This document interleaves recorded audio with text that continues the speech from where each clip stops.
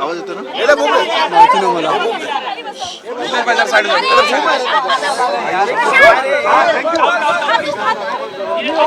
थांब ना खातो. अरे काय करतोय? अरे कोण आहे? बाबा, सरकारनं जे 8 महिन्यामध्ये काम केलंय, माननीय मुख्यमंत्री एकनाथजी शिंदे आणि उपमुख्यमंत्री देवेंद्रजी यांच्या नेतृत्वाखाली जे सरकार काम करतंय त्या कामाची नोंद बैठकीमध्ये घेण्यात आली. त्यांच्या अभिनंदनाचा ठराव त्या ठिकाणी करण्यात आला. ठराव करत असताना भारतरत्न हा मरणोत्तर पुरस्कार विदा सावरकरांना द्यावा अशा पद्धतीचा ठराव गजानन कीर्तीकर साहेबांनी मांडला. स्थानिक लोकांना जे उद्योग येत आहेत त्याच्यामध्ये 80% प्राधान्य दिलं गेलं पाहिजे अशा पद्धतीचा ठराव झाला.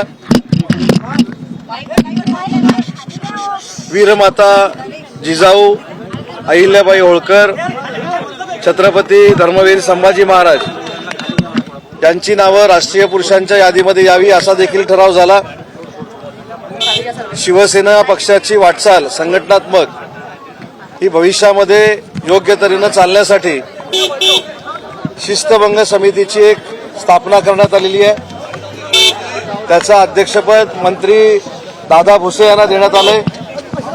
त्याच्यामध्ये मंत्री शंभूराज देसाई आणि सदस्य म्हणून संजय मोरे अशी 3 जणांची ही समिती आहे. त्याच्यामध्ये पक्षांतर्गत शिस्तभंगाची कारवाई किंवा पक्षाच्या विरोधामध्ये काही लोकांनी जर कारवाई करण्याचा प्रयत्न केला तर त्यांच्यावर शिस्तभंग होईल का याची छाननी करण्यासाठी या समितीचं आखणी करण्यात आलेली आहे. अजून ठराव घेत असताना संघटनात्मक कशा पद्धतीनं भविष्यामध्ये आपण वाटचाल करायची, वंदनीय बाळासाहेबांचा विचार घेऊन जे आम्ही पुढे चाललेलो आहोत त्याचमुळं शिवसेना आणि धनुष्यबाण मिळालेला आहे याची जाणीव मुख्यमंत्री महोदयांनी सगळ्या बैठकीतील लोकांना करून दिलेली आहे. मला असं वाटतं की निवडणूक आयोगानं ज्या पद्धतीची नियमावली घालून दिलेली आहे त्या नियमावलीचं तंतोतंत पालन हे आमदारांनी, खासदारांनी, मंत्र्यांनी करावं अशा पद्धतीची मुख्यमंत्र्यांनी भूमिका मांडली. गड किल्ल्याचं महाराष्ट्रातलं संवर्धन व्हावं यासाठी राज्य शासनानं पुढाकार घ्यावा. पश्चिम रेल्वे चर्चगेट स्थानकाला डॉक्टर चिमणराव देशमुख, चिंतामणीराव देशमुख नाव द्यावं अशा पद्धतीचा देखील ठराव करण्यात आला. मराठी भाषेला अभिजात भाषेचा दर्जा मिळावा या संदर्भातला देखील ठराव होता. राज्यातील तरुण हे स्पर्धा परीक्षांकडे वळावेत यासाठी ग्रामीण भागाच्या कानाकोपऱ्यात किंवा महाराष्ट्राच्या कानाकोपऱ्यामध्ये स्पर्धात्मक परीक्षांचे प्रशिक्षण वर्ग सुरू करावेत अशा पद्धतीचा देखील ठराव झाला. आणि सगळ्यात महत्त्वाचा एक संकल्प ठराव झाला.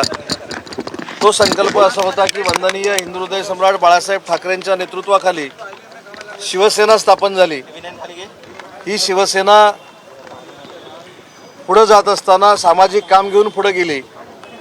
या शिवसेनेनं कोणाबरोबर युती करावी आणि कोणाबरोबर युती करू नये ही वंदनीय बाळासाहेबांची भूमिका होती.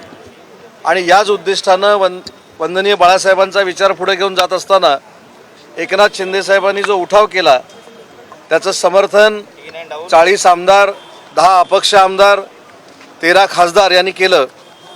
तर तो विचार कायमस्वरूपी टिकवण्यामध्ये कुणीही कमी पडता कामा नये अशी भूमिका मुख्यमंत्री महोदयांनी मांडली. आणि आम्ही संकल्प केला की ज्या उद्देशानं आम्ही हा उठाव केला एकनाथ शिंदे साहेबांच्या नेतृत्वाखाली, या उठावाला डोळ्यासमोर ठेवून आमच्याकडनं पुन्हा अशी कधी चूक होणार नाही याची दक्षता घेण्याचा निर्णय देखील या संकल्प ठरावामध्ये करण्यात आलेला आहे.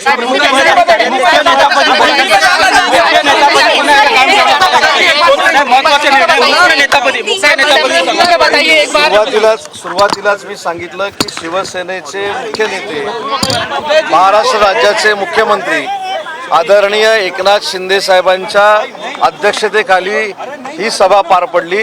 या सभेला शिवसेनेचे नेते रामदासभाई कदम, गजाननजी कीर्तीकर, आनंदराव अडसूळ, प्रतापराव जाधव, गुलाबराव पाटील सगळे उपनेते आणि कार्यकारिणीचे सदस्य उपस्थित होते।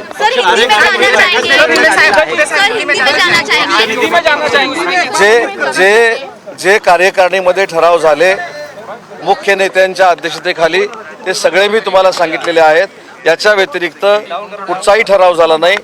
एक ठराव जो झाला तो निवडणूक आयोगाच्या निर्णयासंदर्भात निवडणूक आयोगानं जे काही नियम आणि अटी आम्हाला घालून दिलेले आहेत त्याचं तंतोतंत पालन राष्ट्रीय कार्यकारिणीने केलं पाहिजे अशा पद्धतीचा मात्र ठराव झालेला आहे।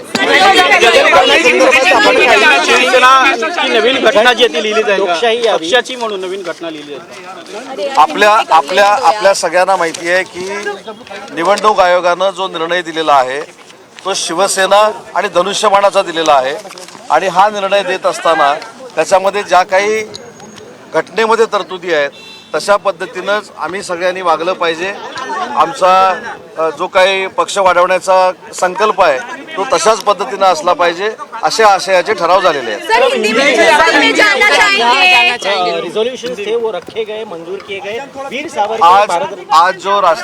आज जो राष्ट्रीय कार्यकारिणी हुई है वो मुख्य नेता शिवसेना के एकनाथ जी शिंदे साहब के अध्यक्षता के अंदर हो गई है। उसमें स्वातंत्र्यवीर विदा सावरकर उनको भारत रत्न मिलना चाहिए, मरणोत्तर भारत रत्न मिलना चाहिए। जो यहाँ के निवडणूक आयोग ने जो कुछ नियमावली दी है उसको सामने रखे ही काम करना चाहिए। जो संकल्प वंदनीय बाला साहब ठाकरे जी का था वो आगे लेके जाना, जिसके लिए हमने उठाव किया था वो ध्यान में रख के आगे काम करना, ये मार्गदर्शन मुख्य नेता शिवसेना के एकनाथ जी शिंदे साहब ने सब राष्ट्रीय कार्यकारिणी को किया है। मुख्य नेता पद पर फिर से एक बार एकनाथ शिंदे इनकी मैंने पहले ही बोला है कि मुख्य नेता एकनाथ जी शिंदे साहब के नेतृत्व में आज की बैठक हो गई है, बाकी कुछ भी नहीं हुआ।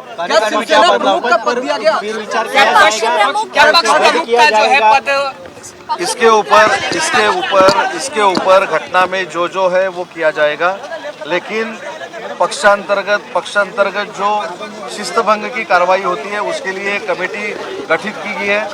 उसके प्रमुख मंत्री दादाजी भुसे हैं।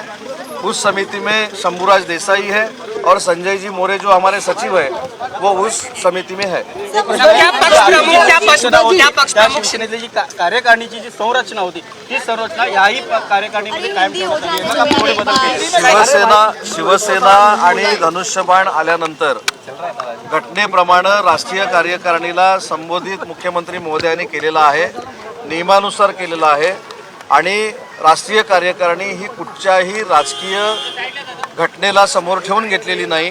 उलट मार्गदर्शन करत असताना मुख्यमंत्री महोदयांनी स्पष्ट केलेलं आहे कोणाच्याही संपत्तीवर, कोणाच्याही अकाउंटवर आणि कोणाच्याही मालमत्तेवर आमचा अधिकार आम्ही दाखवणार नाही। आम्ही वंदनीय बाळासाहेबांचा विचार पुढे घेऊन चाललेलो आहे आणि वंदनीय बाळासाहेबांचा विचार हीच आमची संपत्ती आहे असं ठामपणाने पुन्हा एकदा राष्ट्रीय कार्यकारिणीच्या बैठकीमध्ये एकनाथजी शिंदे साहेबांनी सांगितलं।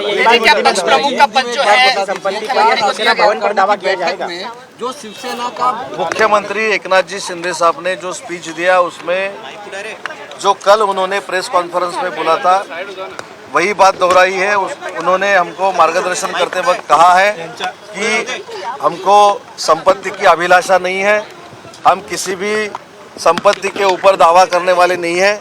वंदनीय बाला साहब का जो विचार है वही हमारी संपत्ति है। क्या शिवसेना प्रमुख कहा जाए, क्योंकि अगर उनको नेता चुना गया है? मैं पहले से आपसे चर्चा करते हुए बोल रहा हूं कि मुख्य नेता एकनाथ जी शिंदे साहब के ही नेतृत्व, मुख्य नेता एकनाथ जी शिंदे साहब के नेतृत्व में आज की बैठक होगी है। तो शिवसेना प्रमुख कौन होगा? क्या वापस कोई भविष्य में डिसीजन? मैंने वापस एक बात आपसे कहना चाहता हूं कि महाराष्ट्र राज्य के मुख्यमंत्री एकनाथ शिंदे साहब ये शिवसेना पक्ष के मुख्य नेता है और उनके नेतृत्व में आज की मीटिंग हमने ली है। पक्ष कार्यालय विधान भवन लोकसभेतला देखील त्याचा ताबा जो तुम्हाला मिळालेला आहे, आता ज्या शाखा आहेत किंवा इतर कार्यालय ते ताब्यात घेतील त्यामध्ये याच्यामध्ये दोन महत्त्वाचे मुद्दे आहेत। विधिमंडळाचं पक्ष कार्यालय हा ॲडमिनिस्ट्रेशनचा भाग आहे आणि आपण जी संपत्ती म्हणताय किंवा आपण जी अकाउंट म्हणताय हे विधिमंडळाच्या बाहेरचे विषय आहे आणि म्हणून स्वतः एकनाथ शिंदे साहेबांनी काल देखील प्रेस कॉन्फरन्स घेऊन सांगितलं, आज देखील आम्हाला मार्गदर्शन करताना सांगितलं की जी काय आमची बदनामी केली जाते, जे काय आता नवीन शब्दप्रयोग पुन्हा केले जात आहेत, जी काही शिवीगाळ केली जाते त्याचं उत्तर देताना शिंदे साहेबांनी स्पष्ट सांगितलं की आम्ही कोणाच्याही संपत्तीवर आणि कोणाची संपत्ती किती आहे हे देखील शिंदे साहेबांना माहिती नाही आहे. त्याच्यामुळे संपत्तीवर अकाउंटवर दावा करण्याचा काहीच प्रश्न येत नाही. वंदनीय बाळासाहेबांचा विचार हीच आमची धनसंपत्ती आहे असं स्पष्ट पुन्हा एकदा या बैठकीमध्ये एकनाथ शिंदे साहेबांनी संजय राउत को धमकी मिली है श्रीकांत शिंदे से। संजय राउत ऐसा आरोप लगाते हैं कि मुझे धमकी मिली है श्रीकांत शिंदे से, मेरे को सिक्योरिटी मिलनी चाहिए, इस पे क्या देखते हैं? उन्होंने मेरे ख्याल से जो पुलिस कमिश्नर है और महाराष्ट्र राज्य के उप